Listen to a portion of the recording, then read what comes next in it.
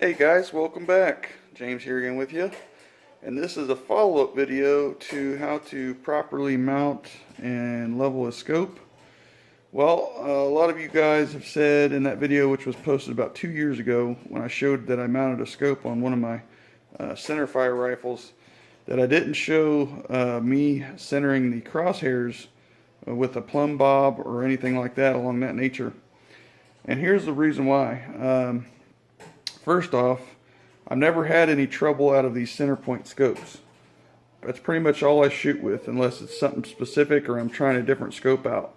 But that's pretty much all I run on all my rifles. And I've never had a problem with them. Never found that the reticle is off, canted, anything. And if I went out and bought an expensive scope, and I'm talking like anything over $100, because center points, in my opinion, for the money, do me justice for what I shoot and how I shoot and how good that I shoot. But anyway, point being, if I spent more than $100 on a scope and I came home to mount it and figured out that the reticle was canted or off center or something happened with the reticle, I would be upset, because I spent that money on a nice scope and come to find out that the reticle is off centered or whatever. Like I said, I've never had a problem with these center points, so I never second guessed it. But this is just a follow-up video for those people who question it, saying that I didn't show that, how to properly mount a scope. Because in my opinion, if you buy a scope that's really high-end glass and all this and that for the name, Leupold, Nikon, whatever it is, and you come home and try to mount that or have somebody mount it for you at a gun shop, which, you know, most of the time you buy a scope like that at a gun shop, sporting goods store, whatever, they'll mount it for free and bore sight it, or for a small fee. But anyways, I'd be really upset with that if I found out that my scope was damaged in any way. So I have a string on the wall on the other side of the room here that I'm going to center. I'm going to show you that. Now this doesn't balance out, but I measured off of the top turret in that last video. So I'm having it lean against the top turret here, and it's leveled on this table. I know people commented on me leveling a table, but it's always nice working on a level surface no matter what. The gun's level, the table's level, the scope's level, but it's just canted up, not side to side, so the reticle ain't going to be messed up when I look through it.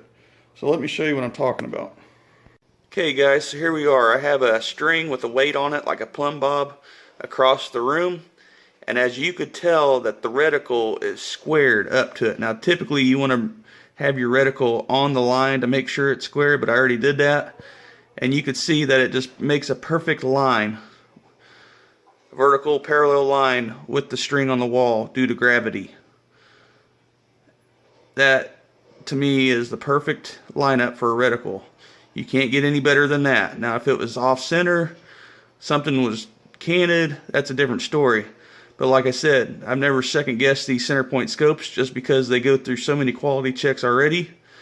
And I'd be totally upset if I bought a high-end scope, particularly a name brand out on the market, and I came home and found out that it was messed up like this. So anyways, I just wanted to make a quick follow-up video to that video. Like I said, part 1, if you haven't seen it, go check it out. I pretty much show how to just mount a scope. But like I said, I just wanted to follow up because a lot of guys said that I didn't show this part. And again, I'd never questioned it because I didn't have to. These scopes, in my opinion, center point, are one of the best on the market for a budget shooter like myself. And again, they get the job done. So I appreciate you guys watching as always, and thanks again. We'll see you on the next one.